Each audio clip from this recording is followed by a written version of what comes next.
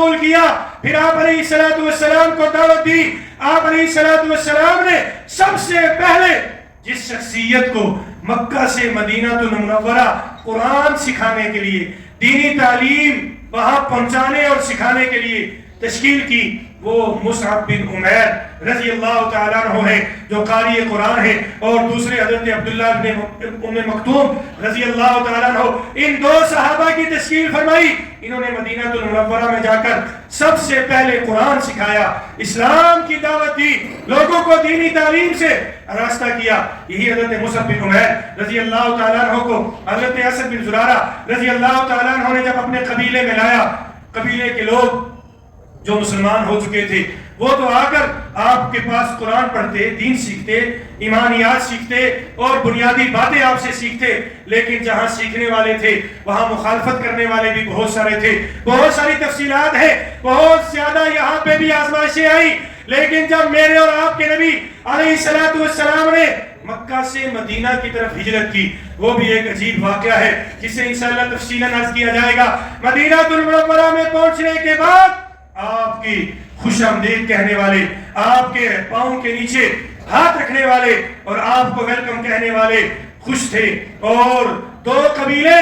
جو وہاں پہ اس وقت آباد تھے، بڑے مشہور قبیلے، انہوں نے آپ کو خوش آمدید کہا، اور یوں آپ علیہ السلام مدینہ پاک کے اندر تشریف لائے۔ سب سے پہلے مسجد قباء، پھر مسجد نبوی، پھر اصحاب صفہ کا چبوترا، یوں دینی تعلیمات کو پھیلانا میرے اور آپ کے نبی کے عظیم مقاصد میں سے ایک بڑا مقصد تھا۔ اس لیے آپ علیہ السلام نے دینی تعلیمات کو پھیلانا شروع کیا۔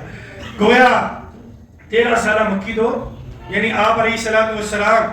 53 سال کی عمر میں مدینہ پاک میں تشریف لے گئے۔ وہاں جانے کے بعد ظاہر ہے پھر یہ 10 سالہ مدنی دور گزرا۔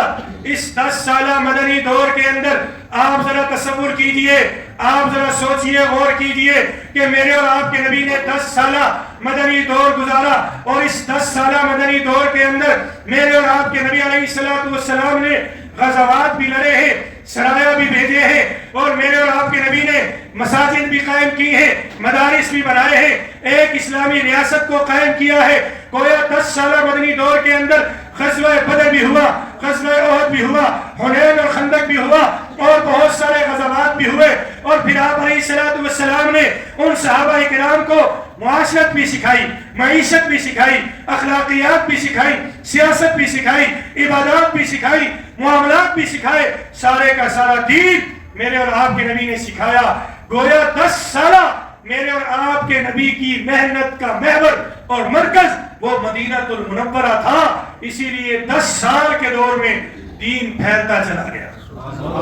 دین پھیلتا چلا گیا، مشرق مغرب شمال جنوب سے وفود اور قبائل دور دور سے آتے اور میرے اور آپ کے نبی کے ہاتھ پر اسلام قبول کرتے۔ میرے اور آپ کے نبی نے اس وقت مدینہ پاک کے اندر بیٹھ کر، یہ وہی شہر ہے جہاں سے بڑے بڑے سرداروں کو، بڑے بڑے بادشاہوں کو، بڑے بڑے اس وقت کے اپنے آپ کو سپر پاور کہنے والی سلطنت کے بادشاہوں کو خطوط لکھے اور ان کو دعوت توحید دیا۔ جس نے مانا میرے اور آپ کے نبی کی غلامی میں آیا وہ کامیاب ہوا، اور جس نے انکار کیا میرے اور آپ کے نبی نے پھر اس کے خلاف اعلان جہاد کیا، اعلان بغاوت کیا، اور میرے اور آپ کے نبی نے لشکر بھیجے، وفود بھیجے، دعوت و تبلیغ کی محنت کو عام کیا۔ گویا آپ اگر یوں کہیں کہ میرے اور آپ کے نبی نے 10 سالہ محنت میں وہ ثمرہ پایا جو آج تک کوئی بڑے سے بڑا انقلابی، کوئی بڑے سے بڑا اپنے آپ کو مجاہد اور بڑے سے بڑا اپنے آپ کو انقلاب کا داعی کہنے والا پیش نہیں کر سکتا کہ 10 سالہ دور میں میرے اور آپ کے نبی کے ماننے والے کہاں 80 یا 82، لیکن 10 سالہ اتنی محنت کی کہ جب آپ علیہ السلام نے حجۃ الوداع کے موقع پر اپنے جان نثاروں کو مخاطب کیا تو آپ کے مخاطبین 1,44,000 تک ہو چکے، 1,44,000 تک ہو چکے تھے۔ یہ میرے اور آپ کے نبی کی محنت، گویا محنت کا مرکز،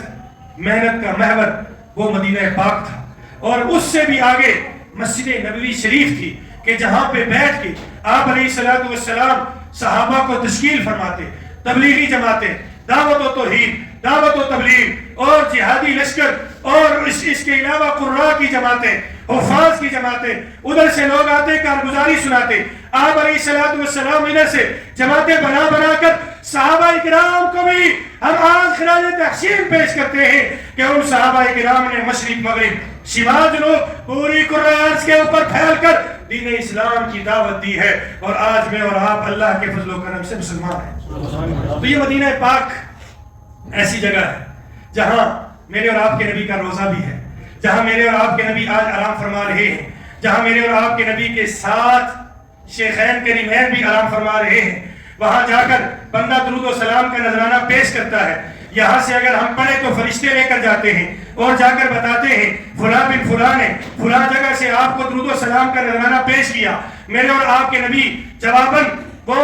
ارشاد فرماتے ہیں، اور اس درود و سلام کو سننے کے بعد جواب ارشاد فرماتے ہیں. یہ ہمارا ایمان ہونا چاہیے، یہ ہمارا عقیدہ ہونا چاہیے. کیسے ہوتا ہے اور کیوں کر ہوتا ہے ہماری اس سے بحث نہیں، یہ اللہ کے اختیار میں ہے. جو مردوں کو سنانے والا، جو اصحاب فیل کے کتے کو جنت میں لے کر جانے والا، اور جو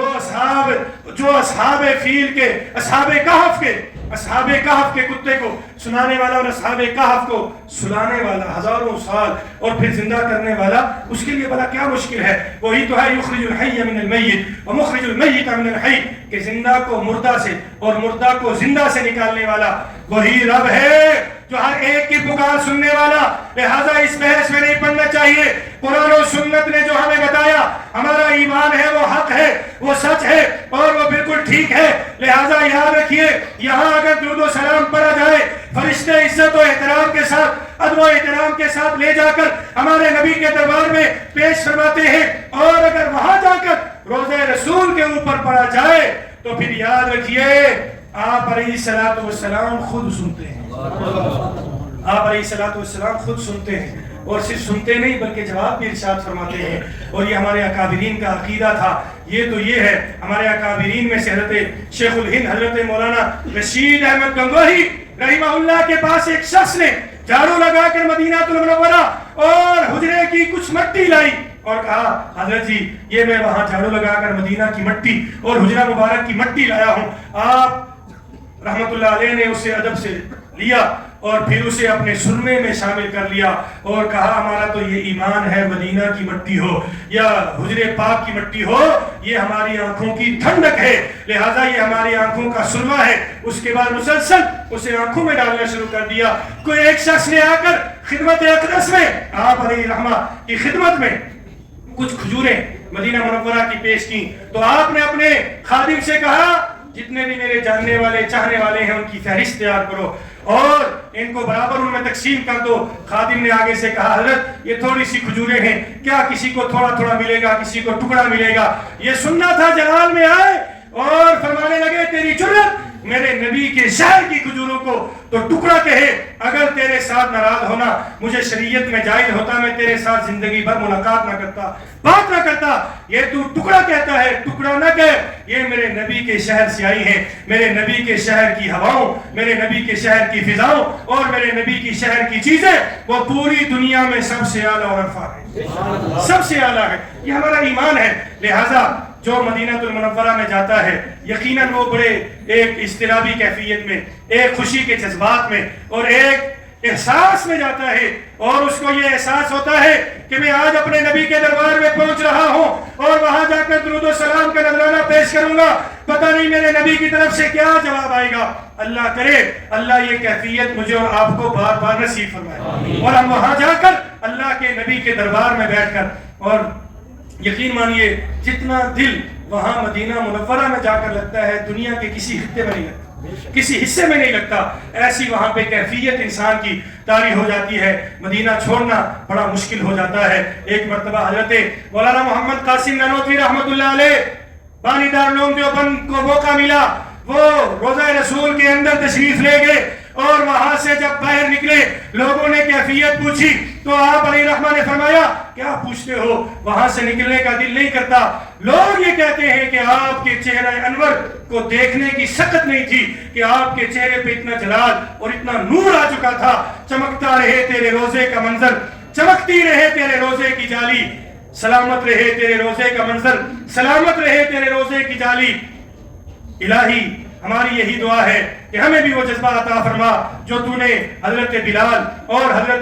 اور صحابہ کرام کو عطا فرمایا تھا. اس لیے آئیے میں اور آپ اپنے نبی علیہ السلام کی خدمت اقدس میں خوب درود و سلام کا نذرانہ پیش کریں اور روزانہ کے معمول میں درود و سلام کو لے آئیں. جتنا درود و سلام یہاں پڑھیں گے اتنا اللہ کی توفیق حاصل ہوگی اور وہاں سے بلاوا آئے گا اور انشاءاللہ ایک مرتبہ اللہ ہمیں وہاں بلا کر پھر سے موقع عطا فرمائیں گے اور وہاں جا کر ہم انشاءاللہ درود و سلام پڑھیں گے. اللہ تعالی ہمیں بار بار حرمین شریفین کی مقبول حاضری نصیب فرمائے. وآخر دعوانا الحمدللہ رب العالمین.